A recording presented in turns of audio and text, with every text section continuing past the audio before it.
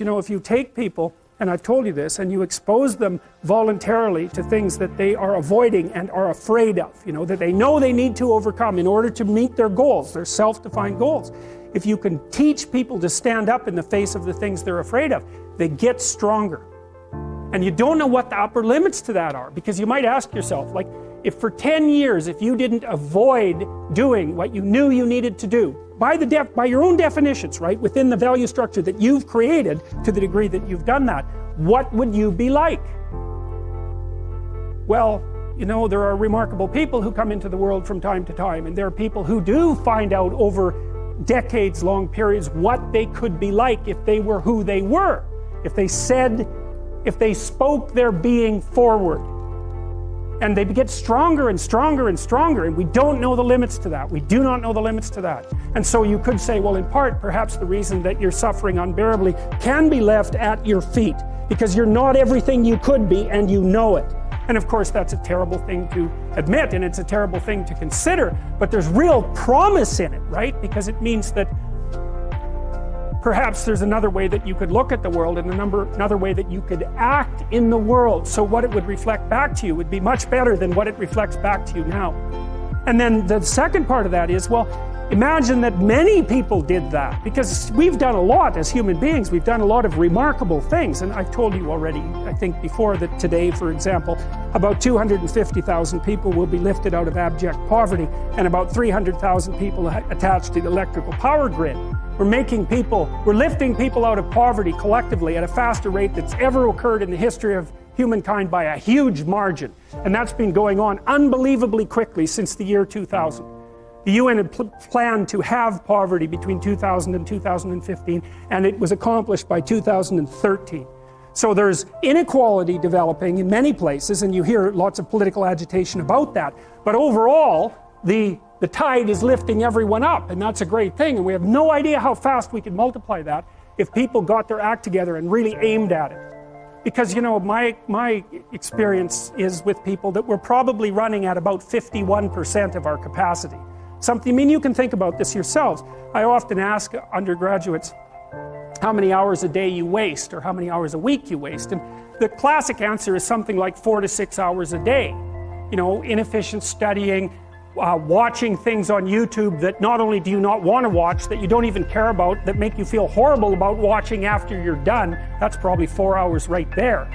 You know, you think, well, that's 25 hours a week, it's 100 hours a month, that's 2.5 full work weeks, it's half a year of work weeks per year. And if your time is worth $20 an hour, which is a radical underestimate, it's probably more like 50 if you think about it in terms of deferred wages.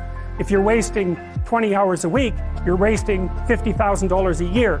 And you are doing that right now. And it's because you're young, wasting $50,000 a year is a way bigger catastrophe than it would be for me to waste it, because I'm not going to last nearly as long.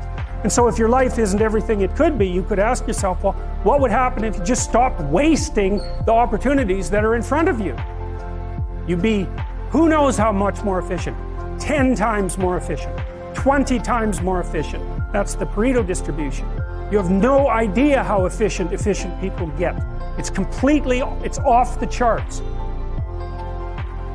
Well, and if we all got our act together collectively and stopped making things worse, because that's another thing people do all the time. Not only do they not do what they should to make things better, they actively attempt to make things worse because they're spiteful or resentful or arrogant or deceitful or homicidal or genocidal, or all of those things all bundled together in an absolutely pathological package. If people stopped really, really trying just to make things worse, we have no idea how much better they would get just because of that.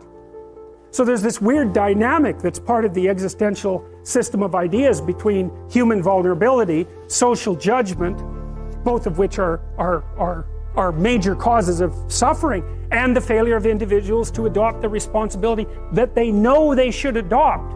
And that's the thing that's interesting too, is that, and like another thing I've often asked my undergraduate classes is, you know, there's this idea that people have a conscience. And you know what the conscience is. It's this feeling or voice you have in your head just before you do something that you know is stupid, telling you that probably you shouldn't do that stupid thing. You don't have to listen to it, strangely enough. But you go ahead and do it anyways, and then, of course, exactly what the conscience told you was going to happen inevitably happens, so that you feel even stupider about it than you would if it happened by accident. Because you know, I knew this was going to happen, I got a warning it was going to happen, and I went and did it anyways. And the funny thing too is that that conscience operates within people, and we really don't understand what the hell that is. So you might say, well, what would happen if you abided by your conscience for 5 years or for 10 years? What sort of position might you be in? What sort of family might you have? What sort of relationship might you be able to forge? And you can be bloody sure that a relationship that's forged on the basis of who you actually are is going to be a lot stronger and more welcome than one that's forged on the basis of who you aren't. Now, of course, that means that the person you're with has to deal with the full force of you in all your ability and your catastrophe, and that's a very, very difficult thing to negotiate. But if you do negotiate it, well, at least you have something, you have somewhere solid to stand, and you have somewhere to live, you have a real life.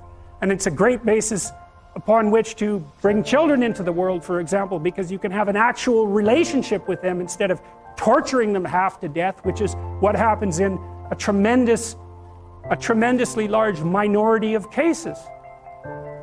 Well, it's more than that too, because, and this is what I'll close with, and this is why I wanted to introduce Solzhenitsyn's writings to you. You see, because it isn't merely that your fate depends on whether or not you get your act together and to what degree you decide that you're going to live out your own genuine being. It isn't only your fate, it's the fate of everyone that you're networked with. And so, you know, you think, well, there's 9 billion, 7 billion people in the world. We're going to peak at about 9 billion, by the way, and then it'll decline rapidly. But 7 billion people in the world, and who are you? You're just one little dust mote among that 7 billion. And so it really doesn't matter what you do or don't do, but that's simply not the case. It's the wrong model, because you're at the center of a network. You're a node in a network. Of course, that's even more true now that we have social media. You'll know 1,000 people, at least, over the course of your life. And they'll know 1,000 people each, and that puts you one person away from 1 million, and 2 persons away from 1 billion. And so that's how you're connected. And the things you do, they're like dropping a stone in a pond.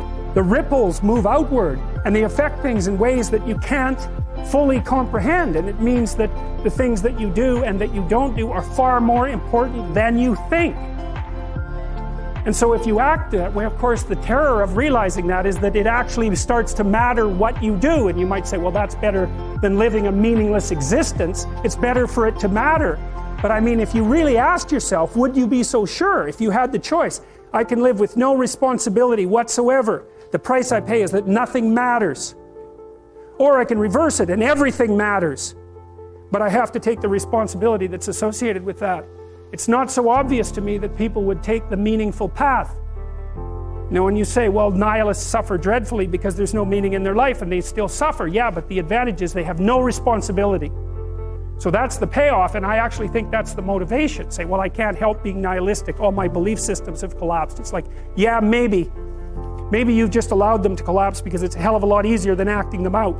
And the price you pay is some meaningless suffering, but you can always whine about that and people will feel sorry for you, and you have the option of taking the pathway of the martyr, so that's a pretty good deal, all things considered, especially when the alternative is to bear your burden properly and to live forthrightly in the world. Well, what Solzhenitsyn figured out, and so many people in the 20th century, it's not just him, even though he's the best example, is that if you live a pathological life, you pathologize your society. And if enough people do that, then it's hell. Really, really.